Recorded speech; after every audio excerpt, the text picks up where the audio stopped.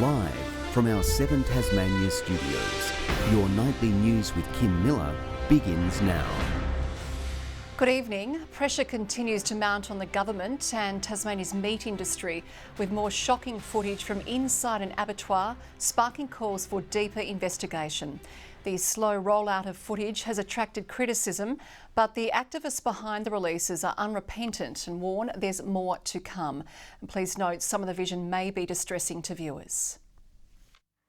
It's the latest in a series of video releases from the Farm Transparency Project. More footage secretly captured late last year. This vision allegedly shot inside another abattoir in the state's northwest. It's some of the most shocking footage I've seen, and I've seen footage like this for decades. It's prompted Greens leader Rosalie Woodruff to write to Joe Palmer, the Primary Industries Minister, in an effort to put more pressure on the government to fully investigate animal cruelty claims. And for CCTV to be installed in all Tasmanian abattoirs to monitor behaviour. This is clearly a systematic problem, a culture across the meat industry in Tasmania, and she can't have a genuine assessment of the risks unless she looks at all the camera footage. The Premier confirming their task force is up and running to ensure the well-being of animals. We all find animal cruelty utterly abhorrent and of course do all we simply can to ensure that the toughest of regulations and those that fail to comply with the law are held accountable. The Farm Transparency Project says it's intentionally releasing the footage in this way to prevent the state government from sweeping it under the rug.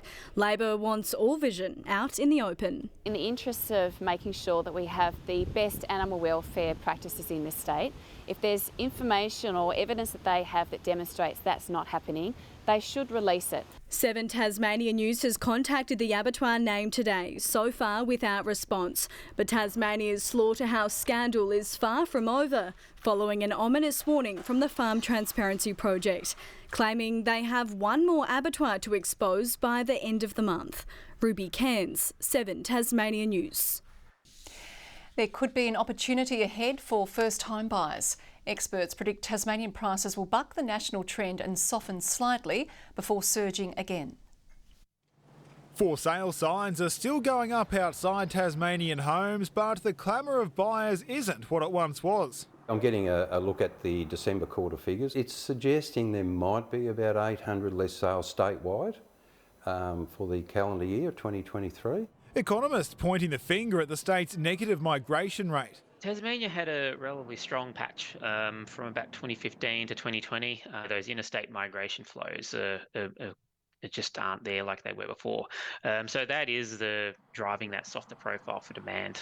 Setting up a golden opportunity for buyers. Oxford Economics Residential Property Prospects report predicting Hobart's median house price to fall in this first quarter of 2024, 1.4% from the same time last year, units 3.4%. But the easing is only temporary. Rate cuts from late 2024 will boost credit availability for households, and we do expect it to flow through positively. For first home buyers who until now have been kept out of the market, this could be the moment they've been waiting for. Hobart's median price expected to sit steady around $745,000 until the December quarter, when experts say it will begin climbing, passing $800,000 by the middle of 2026. Stability is opening up a lot of opportunities for buyers. There's absolutely no question, particularly first home buyers, and they're the backbone of our market. Nick Kelly, 7 Tasmania News. The state opposition is joining calls for a step up in police resources in New Norfolk amid concerns of a crime wave in the Derwent Valley. The Premier spruiking the government's investment in the service as he continues to bat away election questions. The streets of New Norfolk aren't always this quiet.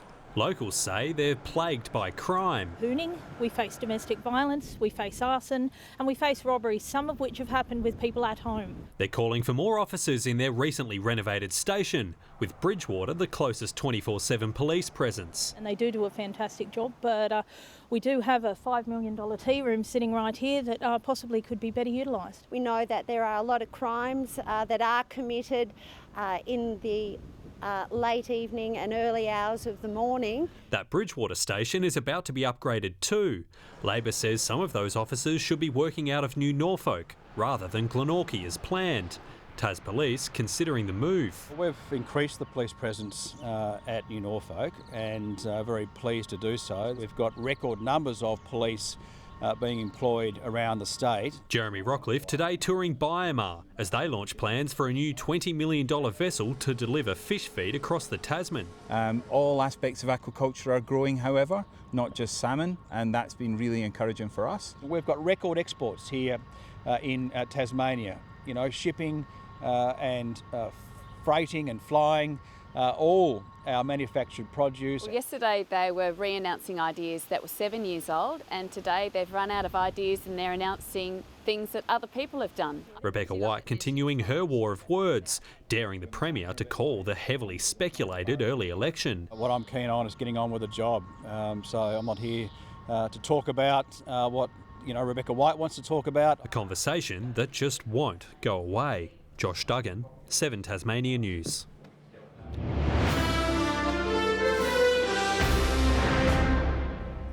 Tasmania's peak mining and manufacturing lobby group is launching a PR offensive against what it's labelling myths around industrial activities in Tarkine.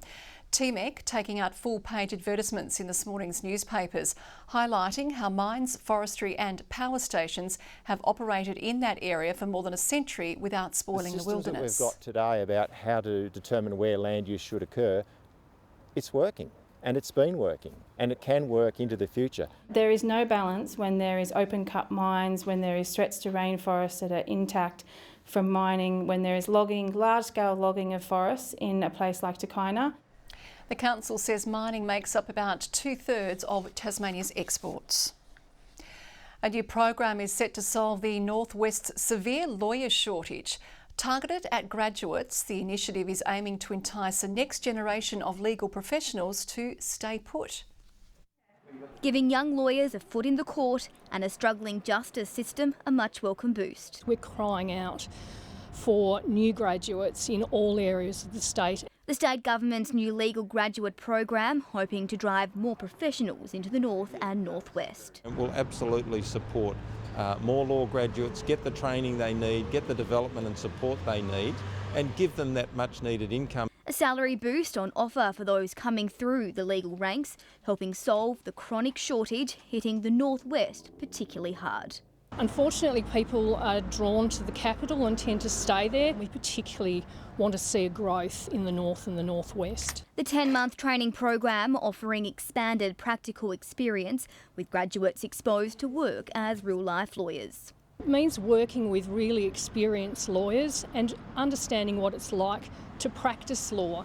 There's opportunities right across the Department of Justice. Absolutely deliver better outcomes for not just the legal profession but for the community.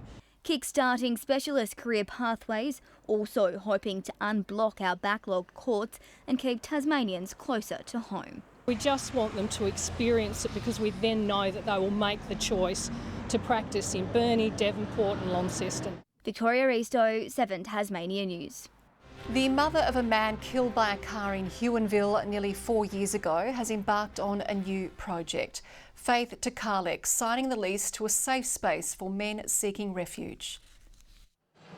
Welcoming us through the door of Jari's place, a project Faith Takalek's dreamt up while struggling with her son's death. I didn't want to leave the earth, but I didn't know how I was going to get through this. Now helping others experiencing hardship, the facility will be a safe space for men, particularly fathers like her son Jari Wise, who struggled to maintain contact with his children. He was told that they weren't allowed to be there. So if there had been a neutral place, there would have been more time that he could have spent with his children. On site, 2 bedrooms, a bathroom and a stocked fridge. Members of the public already dropping off donations to help with her business venture.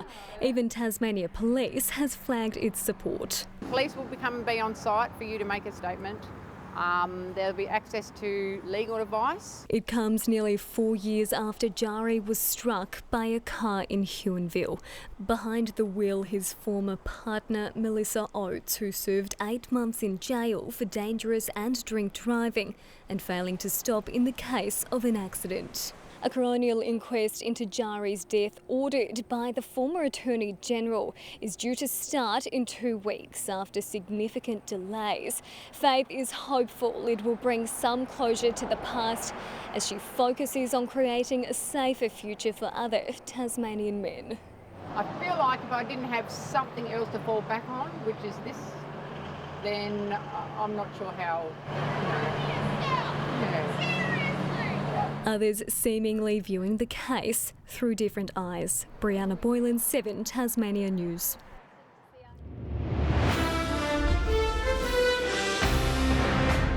How about this for a cricket score? Lagana's B-grade TCL side notching up 584 runs in just 40 overs against the Diggers over the weekend. Opener Harpreet Dillon responsible for most of those, knocking 252 off 104 balls.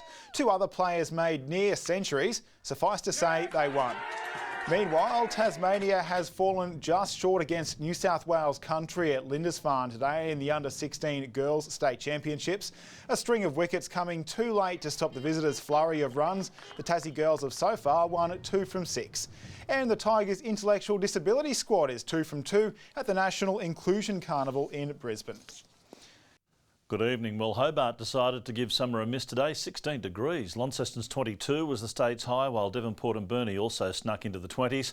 The Southerlies did make their presence felt, though, with some temperatures up to 8 below average. Low Head and Friendly Beaches 21, King Island 20, Flinders Island, St Helens and Strawn 19, Lyawini 13 degrees. Scattered cloud across the state, clearer conditions over the north, Buckland, Copping and also Nugent, all with small registrations of rainfall. Some cloud also over coastal Victoria and New South Wales. A large low has cloud over the Kimberley and of course the monsoonal activity over the far north of Queensland. Tomorrow the high remains over our region. A series of troughs lie across inland Queensland and the Territory. The low off the Coral Sea is likely to receive cyclone status. Winds east nor'easterly and increasing to 20 to 30 knots over the northwest, with swells peaking at 2 metres. Strong wind warning has been issued between Sandy Cape and Stanley. Hobart tomorrow cloudy, 20 degrees, 20 for Adventure Bay. Tarraleah maybe an afternoon shower, a top of 18 degrees. Launceston 21 and cloudy, 20 for Devonport. Bridport similar forecast, top of 21 degrees. 19 for Burnie with an early shower clearing, possible shower for Strawn, 23 the maximum, 20 the top for Marrawar. St Helens tomorrow a high of 19, Swansea 19, White Mark cloudy and 21. Becoming warm and humid on Wednesday as patchy light rain develops. Fine on Thursday and mostly sunny apart from the west coast, windy and showery in Strawn.